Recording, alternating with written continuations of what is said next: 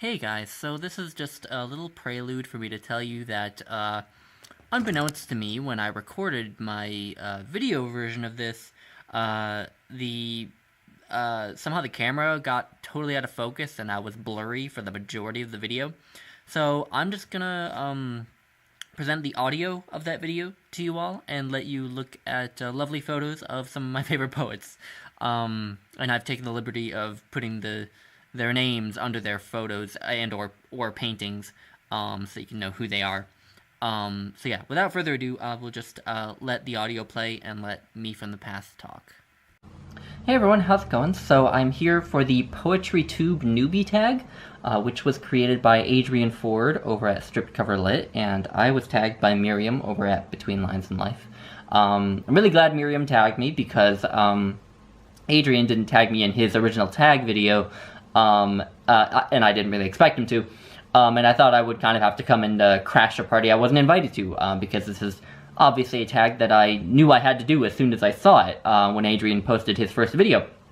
So it was just great that Merrill tagged me, because, as Adrian says in his original video, poetry doesn't, get that much attention on BookTube, and that's unfortunate, because poetry is great. And so we created this tag to try to bring out the people who do like poetry, to get them talking about poetry to the wider BookTube community, and perhaps to encourage more people on BookTube to read poetry. So yeah, anyway, it's 11 questions about your relationship with poetry, starting with number 1, which is, do you read and write poetry, or do you just read it? And I used to write poetry as well as read it, but nowadays I just read it. In fact, I actually wrote poetry before I read it. Well, that's not entirely the case. I started writing poetry around the time that I started having to read poetry in school, in high school. But at that point, the poetry I wrote was obviously drivel, and I didn't like reading it because I associated it with, school. So it took me a while to, disabuse poetry of that weight and to just enjoy it on its own terms and for myself. And that's ironic, because now it's reversed. I don't write poetry anymore, but I read it quite a bit. But yeah, so I just read poetry now. I'm a reader, I'm an appreciator. I don't consider myself a very deep reader of poetry. I'm usually looking for a very visceral, immediate connection with a poem. I'm not much for dissecting poems, although I've done that sometimes. On occasion I've sat down and tried to do it. I'm not very good at it, but yeah, I consider myself a very casual reader of poetry. I really appreciate just reading poetry aloud and things of that sort, and I'm trying to start memorizing poems too, so yeah, I'm just a reader of poetry. Very long-winded answer, I apologize. Number 2 is, who is your favorite poet? And you'll never guess, guys, because I've never talked about him, but it's Wallace Stevens. Wallace Stevens was a mid-20th century poet who is kind of categorized as a modernist poet, sort of thrown in with like T.S. Eliot and Ezra Pound and Marianne Moore. But he is different from them, I think. He's more optimistic, I think. Certainly he's more optimistic than T.S. Eliot. I think a lot of Wallace Stevens' poetry is all about affirming the world. His poetry is very life-affirming, which is what I love about it, but accepting of the darkness in our lives. And I think that's why he's my favorite poet, over and above those other modernist poets, even though I do love, T.S. Eliot. But yeah, Wallace Stevens, hands down. Easy question to answer. And number 3 is, what is one question you would ask your favorite poet?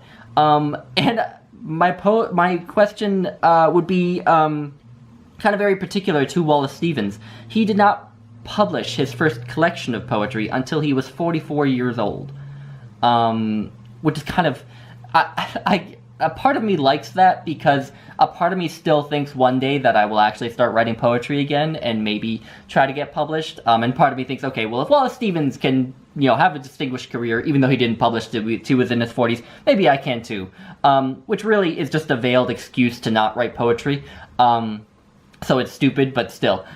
So I would want to ask him, for one thing, why did he wait so long? And for another thing, what inspired him to finally, put his stuff out there and get published? And what inspired him to finally publish? Did something happen? Did he have, an epiphany of some sort? I don't know. I would just be curious as to why he was silent for so many years. And number 4 is your favorite poem. And I could not narrow it down to one. I'm sorry. But I'm going to divide this question into 3 parts. I'm going to have a short poem, a medium-sized poem, and a long poem. And the short poem is one I have memorized and which I don't have a hard copy of because I lent my copy of the book it's in to a friend. But it's Ode to Joy by Miroslav Holub. Miroslav Holub is a late 20th century Czech poet. He's very existential. There's a lot of existentialist philosophy suffused into his work. And if you've read any of the great Polish poets of the 20th century, if you've read Wisława Szymborska, or Czesław Miłosz, or Zbigniew Herbert, or Adam Zagajewski, I would kind of categorize him as being very similar to those poets, as well as the Nobel Prize-winning Czech poet Jaroslav Seifert, but I doubt very many people have read him because he's not that well known in the English-speaking world, I don't think. But yeah, Ode to Joy by Miroslav Holub.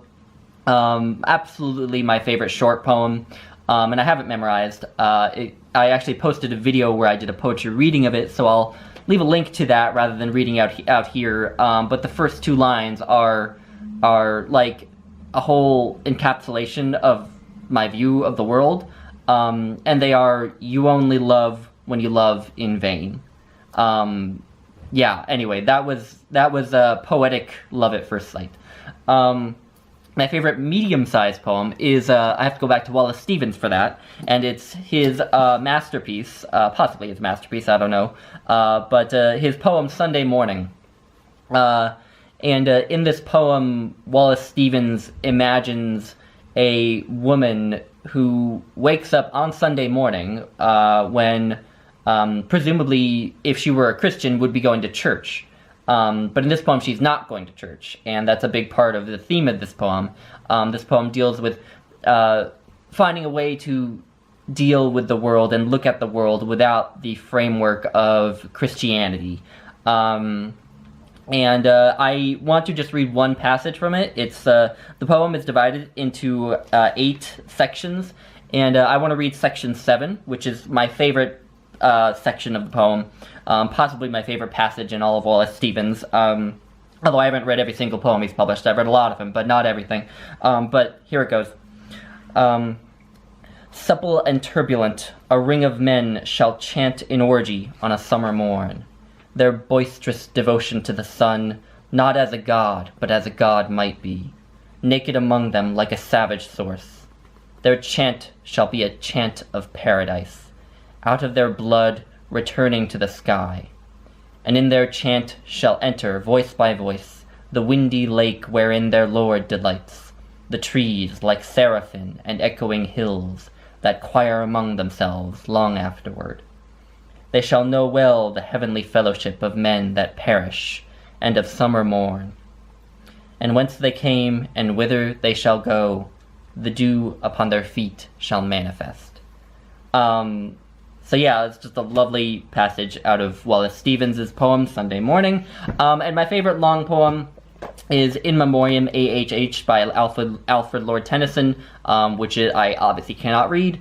But it's just about loss and grief, and similarly to Sunday Morning, about how to deal with a cruel, unjust world, but with a slightly more, perhaps a slightly more pious perspective than Wallace Stevens, although not entirely.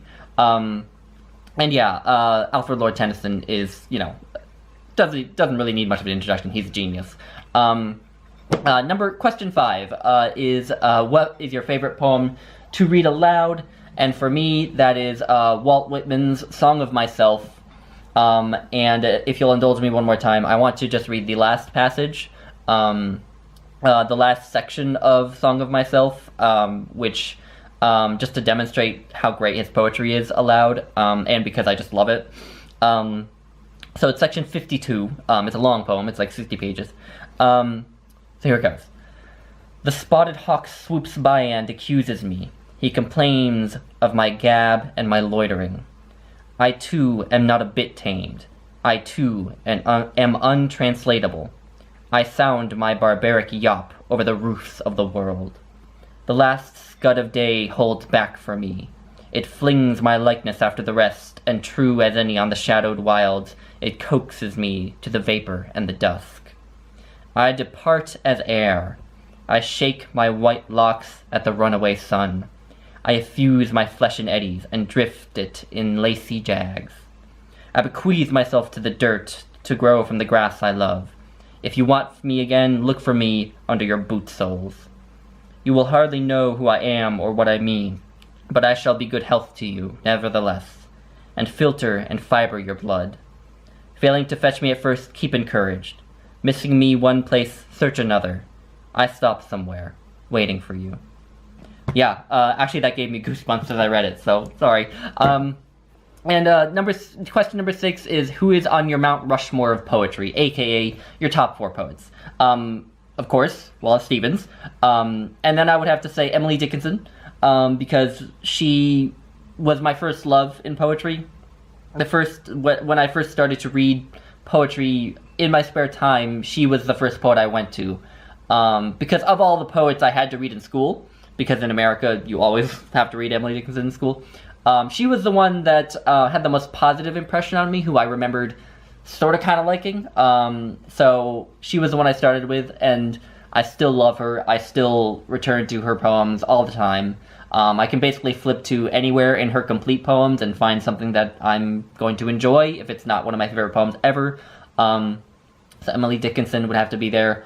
And then Miroslav Holub, absolutely for me. That's a very personal choice. I know, most commentators wouldn't say Miroslav Holub is one of the greats necessarily of all time. Although certainly he's one of the greats all time within Czech literature, but in terms of world literature, perhaps not. But for me, he's amazing. And then, of course, William Shakespeare.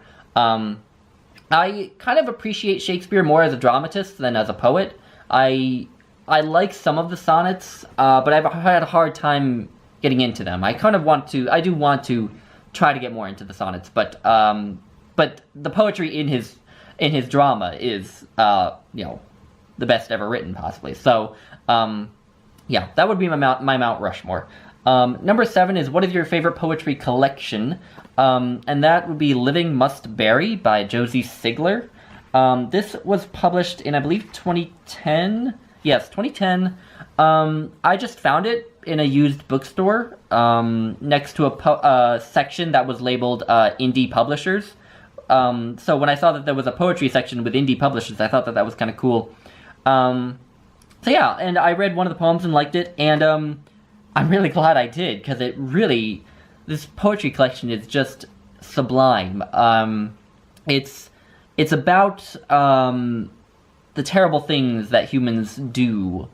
There are references to the Holocaust, to child abuse, to the slaughter of animals, but it's suffused with a longing and a hope that at least individual humans can overcome the darker side of human nature and find beauty in this difficult world that we all live in. And I also want to read one part of my favorite poem in this collection. And the poem is called Glorious Those Excavators, Hands That Speak.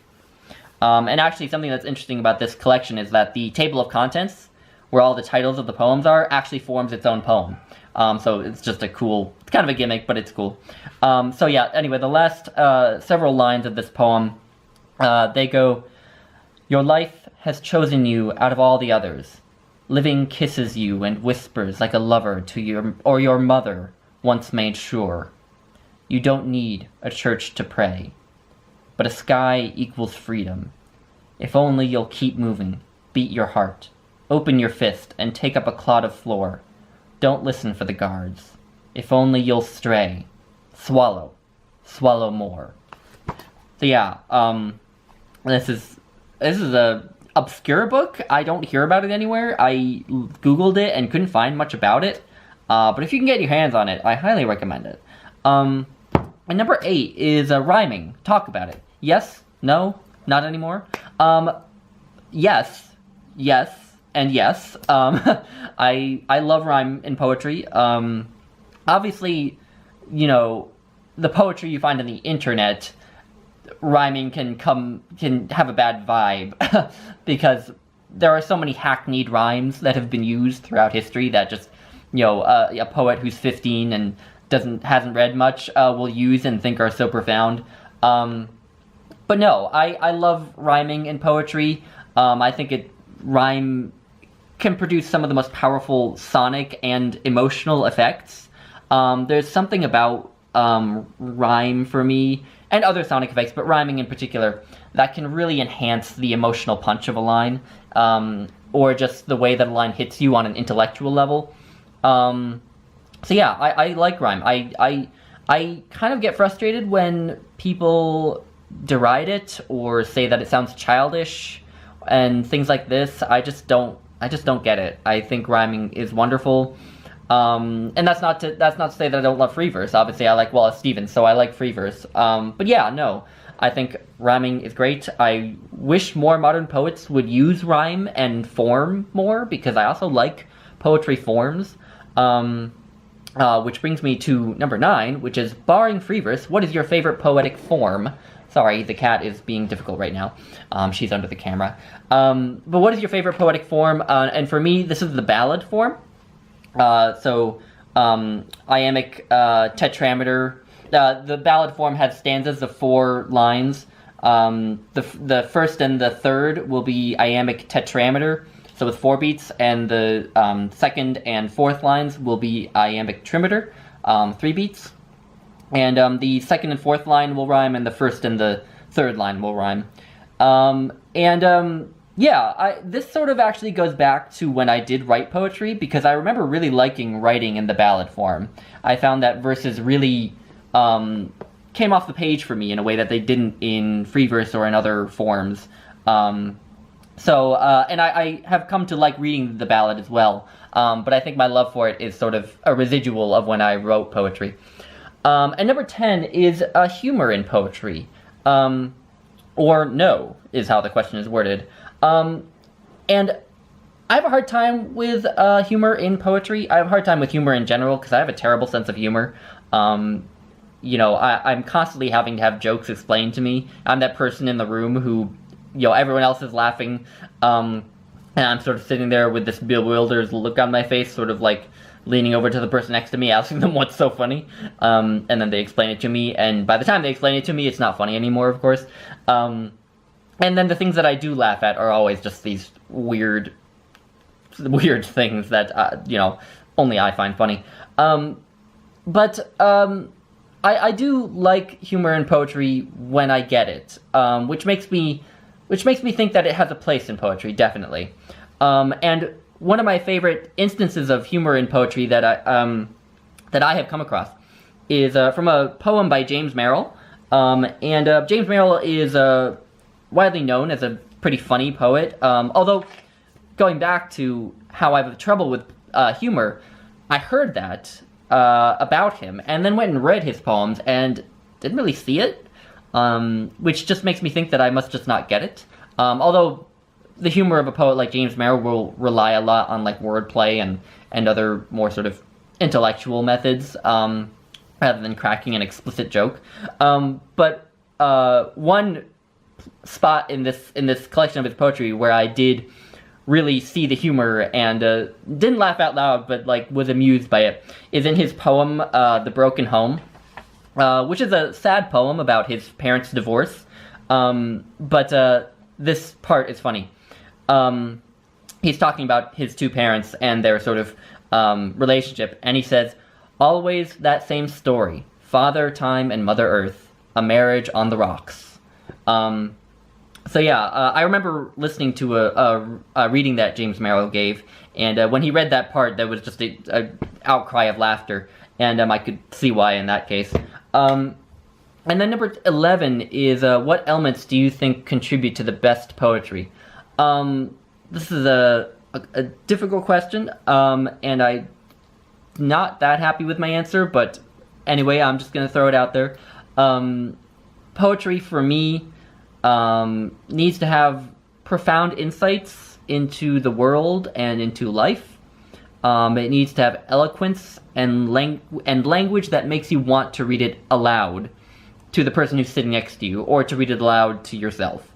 And then finally, it has to express a thought in such a way that it makes me think differently about whatever the subject of the thought is. I have to read it and think, I never thought of it that way, or something, and it makes me look at things differently. And a great example of this is just one line from Sunday Morning, which is, death is the mother of beauty. Which again, that thought might have been latent somewhere in my subconscious, so to speak, but it didn't take form until Wallace Stevens wrote it. And I read that, and it was a huge epiphany for me. So, yeah, poetry has to express thought in this way. So, yeah, anyway, that is the Poetry Newbie Tag, or the PoetryTube Newbie Tag, and I'm going to tag some people down in the description, and thank you all for watching. I hope this video doesn't turn out too long, and I will see you all in my